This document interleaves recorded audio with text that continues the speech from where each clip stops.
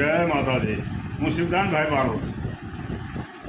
આજે મારે સોરઠિયા બારવટિયાની વાત કરી। બારવટિયા તો જુનાગઢની અંદર ઘણા થઈ ગયા છે, પણ આજે મારે એવા દેશો અને વેદાજી થઈ ગયા એમના વિશે ટૂંકમાં આપની સમક્ષ વાત કરું છું કે ગીરના અડાબડ જંગલમાં છે, ગીરનો અડાબડ જંગલ છે, ત્યાં બે માણસો શમશાનમાં ઘેટા શેકી અને જમવાની તૈયારી કરે છે।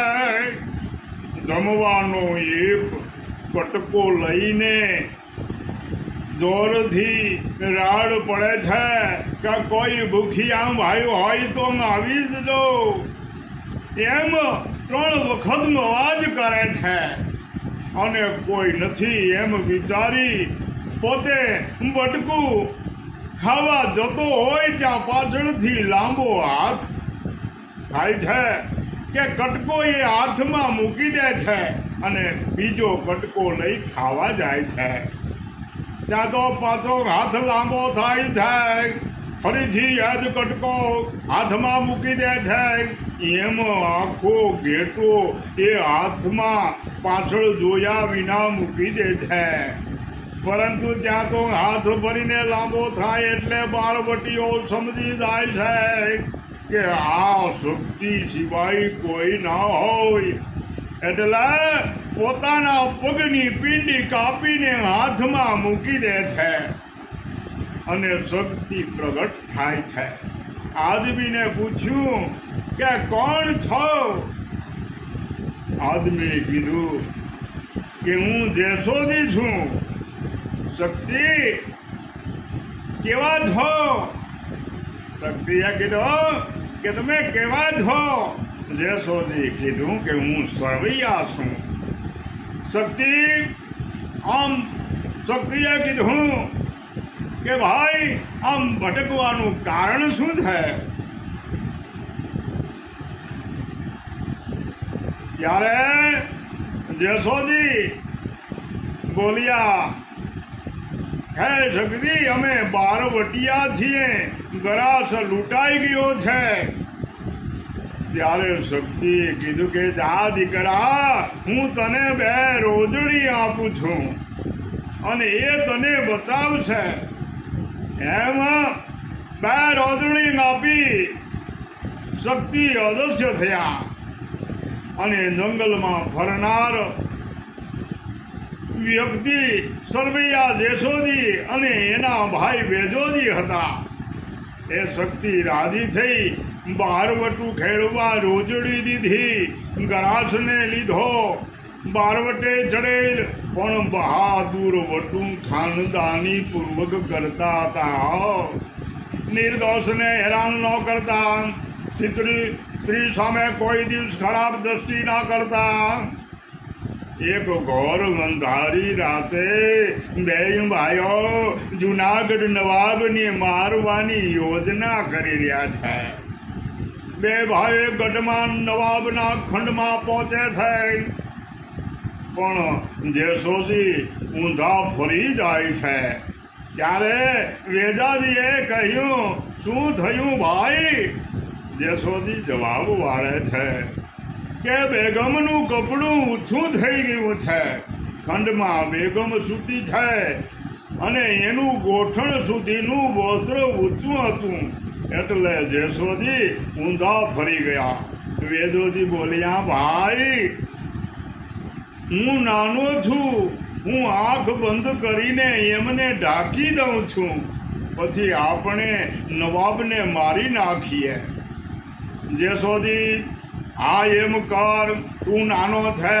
વેદોજીએ આંખ બંધ રાખી અને બેગમની ચાદર ઓઢાળી દીધી। પછી જેસોજી નવાબ તરફ ફર્યા અને મારવા તલવાર ઉગામી। જ્યાં મારવા જાય છે એટલામાં બેગમ જાગી જાય છે। જેસોજી, બેન ભીમા, અમે તને કાંઈ નહીં કરીએ, અમે તો નવાબને મારવા આવ્યા છીએ। બેગમને યુગતી વાપરી, ભાઈ તમે મને બેન કીધી તો તમે જ આ તમારી બેનનો ચૂડલો ચાંદલો ભાંગશો?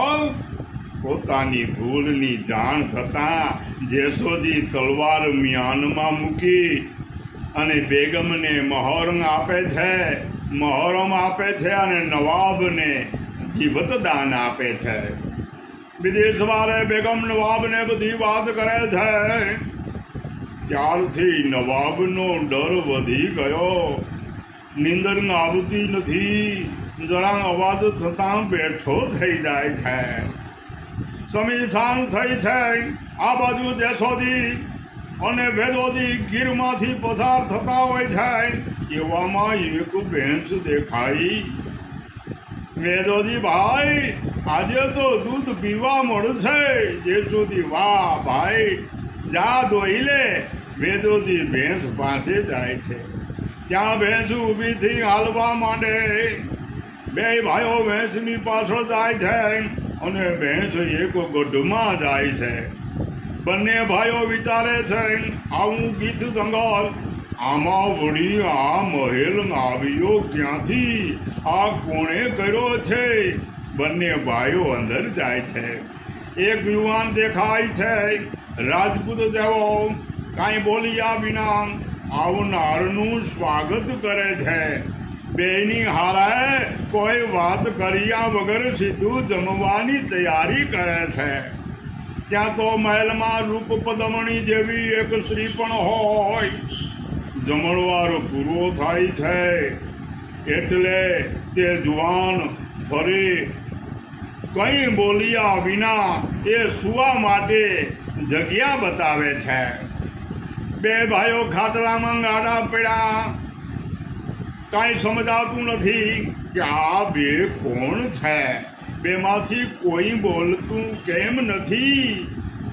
મોડી રાત સુધી જુવાનનો કણસવાનો અવાજ આવતો હોય.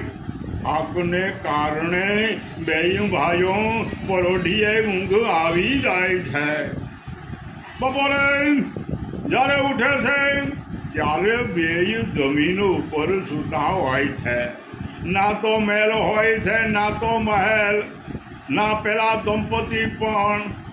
બંને ભાઈઓ મૂંઝવણમાં મુકાઈ જાય છે કે આ શું થયું? તો બીજી રાતે ફરીથી બે ભાઈઓ મહેલ ગોતી ને આવે છે. ફરીથી પરિસ્થિતિ પેલા યુવાને મૂંગા મોઢે સ્વાગત કરે છે, જમાડે છે, પણ કંઈ બોલતા નથી. એટલે જેસાજીએ પૂછ્યું, તમે કોણ છો? આખી રાત કણસતો છો, કેમ કણસો છો તમે? તમે બે કાંઈ બોલતા કેમ નથી? આ સાંભળી યુવાન બોલ્યો, બીસો તો નહીં ને?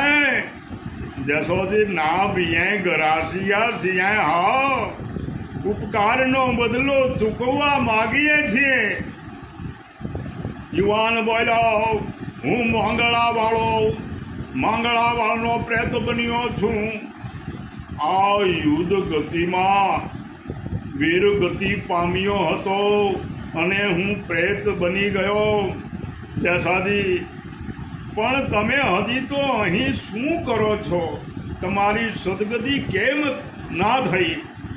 માંગડો બોલ્યો, ભાઈ જેસાજી, મેદાનમાં હું વીર ગતિ પામ્યો હતો, પણ બરતી વાગતા બરસીનો એક કટકો સામે જળની જમીનમાં મારા એક હાડકાના કટકા સાથે રહી ગયો છે. જો કોઈ એ હાડકાનું દામોદર કુંડમાં વિસર્જન કરે તો મોક્ષ પામું. જેસોદી બોલ્યા, અમે જાશું. એમાં શું? અમે જાશું, અમે એનું વિસર્જન કરીશું. બધાય સૂઈ જાય છે. સવારે જેસો અને વેદોદી બે ખોદીને હાડકું કાઢે છે અને વિસર્જન કરવા પ્રયાણ કરે છે. ભયંકર અંધારી મેઘલી રાત જામી છે. એવા સમયે નવાબ અને બેગમ ઝરૂખે બેઠા છે. બેગમ, આવી મેઘલી રાતે તારા ભાઈઓનું શું થશે? નવાબ બોલ્યા, હા બેગમ, હું પણ એ જ વિચારતો હતો. તમે એને સાદ કરો, જો અહીં જ હોય તો હું એમનું બારવટું બહાર પાડું, બારવટું એમનું. ત્યારે બેગમ બોલ્યા, નવાબ, મજાક કરો માં, તમે એમને શાંતિથી ક્યાં જીવવા દો છો? ખબર નહીં બિચારા કેવી હાલતમાં હશે. નવાબ, ના બેગમ, હું મજાક નથી કરતો. જો એ અહીં હોય તો હું હમણાં એમનું બારવટું બહાર પાડી એમને ગરાસ પાછો દઉં. તમે અવાજ તો કરો. ત્યારે બેગમે, ભાઈ જેસાજી, ભાઈ વેદાજી, અહીંયા આવો. દૂરથી એક વ્યક્તિનો અવાજ આવે છે. હા બેન, અમે અહીંયા જ છીએ. નવાબ બોલ્યા, તમે આવી રાતે અહીંયા શું કરો છો? યશોજી બોલ્યા, તમારી રક્ષા કરવા અહીંયા બે ભાઈઓ આવ્યા છીએ. નવાબ, હું તો તમારો શત્રુ છું. મારા રક્ષણનું કારણ શું છે? વેદવતી બોલ્યા, કોક તમને મારી જાય તો નામ મારું છડે, એટલે આવી કોક મેઘલી રાતે તમારી ચોકી કરવા આવી પહોંચીએ છીએ. બાદશાહ બોલ્યા, રંગ છે.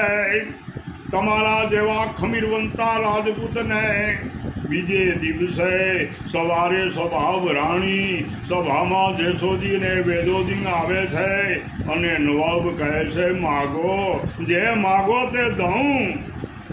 જેસોજી બોલ્યા, નવાબ, માગવાની વાત નથી. અમને જે અમારું છે એ જ જોઈએ છે, અમે માગતા નથી. નવાબ બંને બારવટિયાઓની 66 ગામ પાછા સોંપે છે. તે પહેલાં જેસોજી વેદોજીની અસ્થિ વિસર્જન કરી. તે પહેલાં જેસોજીને વેદોજી તેમની અસ્થિનું વિસર્જન કરી પાછા આવે ત્યારે બધી ખબર પડે છે કે મેઘલી રાતે બાદશાહના મહેલના ઝરૂખે જવાબ આપનારું બીજું કોઈ નહીં, પણ એ તો માંગડાવાળો પ્રેત બારવાટું અમારું પાર પાડ્યું છે. એ પ્રેત રૂપે માંગડાવાળો આ નવાબને ગઢને કાંગરે આવી અમારું આજે બારવટું પાર પાડી ગયા છે. આવા સોરઠે જગતમાં બારવટિયા અનેક થયેલા છે. જય માતાજી.